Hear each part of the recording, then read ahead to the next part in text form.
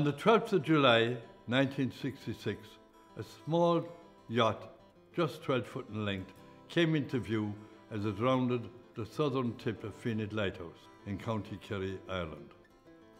I spotted an unusual name painted on the hull. Nono Alca. It was named after a Central American Indian tribe. The sole occupant was a stocky little man, and he hailed Jimmy Brown, a local fisherman. "Where's the customs office?" the visitor asked. Jimmy pointed at the pier and said, "Where did you come from?" "Florida," replied Bill. Jimmy laughed. Not in that little boat, he thought. The harbour master indicated where he would like the yacht to berth at the pier. He introduced himself to the sailor as Tim Barrett, Harbour Master, Port of Feenit. "Welcome." The sailor responded, "Bill Verity out of Fort Everglades, Florida." The following morning I met Bill, took some pictures and shot TV news film of him and of the boat. I invited him home to meet the family. Since he had no plans and almost no money, he became our guest. We remained friends from that day in July 1966 until he died in Kerry on October 21st, 1989. Bill became an icon and a friend to many people in the county, and he attended local football and hurling games. He was also proud of being both Irish and Irish-American. His grandmother, Mary Kane, she spelt that K-A-N-E, hailed from Astee, North Kerry. Bill had built the Nono Alca in a workshop in Fort Lauderdale, Florida. He limited the length of the boat to 12 feet. Any longer, he said, and the craft would hit 2 waves at the one time in a swell.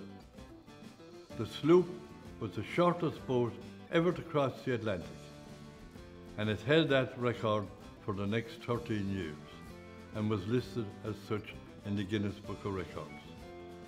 Bill's voyage took 65 days in total.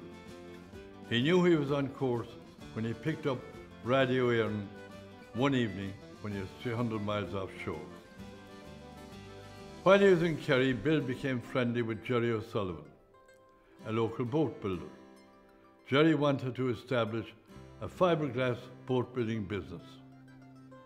Bill, being an expert on fiberglass moulding, fitted the part. The pair of them toured the southwest coast. Their aim was to locate a suitable clinker-type hull to use as a mould. The mould that Bill made became the start of a boat building company that is still a very successful Irish brand to this day. In 1967, Bill returned to the United States. He wanted to earn money to fund his next project. He came back to Feenit with plans to build a replica of St. Brendan's boat. Brendan crossed the Atlantic in the 6th century, 1,000 years before Columbus made the voyage. Historian Dr. George Little had made a 2-foot model of what his research told him was the type of boat that St. Brendan used. Little's widow, Lala, presented Bill Verity with the model, and based on this, he built the St. Brendan. Dr. Little had estimated that Brendan's boat was to be 40 feet in length. Bill's hull was for a boat of 20 feet, suitable for a solo voyage if necessary. Bill Verity's tools and materials arrived from the USA. He constructed the boat in a shed at Feenit Pier. Bill had 2 helpers. First was Michael Quirk, a 16-year-old lad, and the other was my younger son, Brendan Kennelly. Bill used an electric saw to cut the marine ply for the sleeping and storage sections of the boat. And he used an adze to shape the timber of the main frame, just as St. Brendan would have done. Bill was invited as a guest on the TV program The Late Late Show. With him was his chosen companion, Tomás O'Cahan from West Kerry. Tomás later changed his mind. It just didn't feel right for the boat. And Bill accepted it would have to be a solo voyage or no voyage.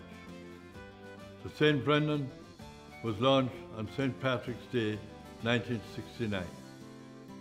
The boat was lowered into the water by a coal-fired steam crane. An experienced sailmaker from Belfast came down and provided 150 square feet of sail and rigging. Bill used what archive material was available to duplicate the sails that the monks used in their Atlantic voyages. He had spent 6 months living in West Kerry to absorb the folk knowledge about Brandon Creek and St. Brendan. He'd even climbed a holy mountain that was named in honour of the mariner. Verity studied Brendan's manuscripts and had earlier visited Christian archaeological sites from the tip of Canada to the bottom of Mexico. He carried out sea trials until July, and that was when Mrs. Little, Lala, smashed a bottle of champagne off the hull. 2 pipe bands provided music and over 500 people cheered as the St. Brendan headed out to sea. A local flotilla of trawlers and small pleasure crafts accompanied Bill as far as the 7 hog islands on the bay.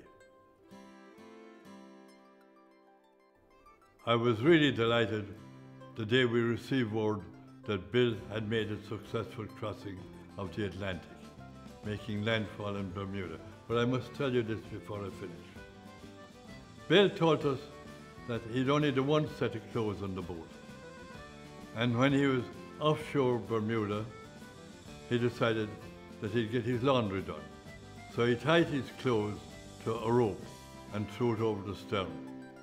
Unfortunately for him, it attracted the attentions of a large shark, who gobbled the lot down in one mouthful. Bill arrived into Bermuda, asked where the customs was, and a policeman standing on the pier said to him, "Where are you from?" And Bill says, "From Ireland." "Iceland?" "No, Ireland." "Huh, and that small boat, where's your crew?" And Bill was about fed up of it. He says that, "I ate them.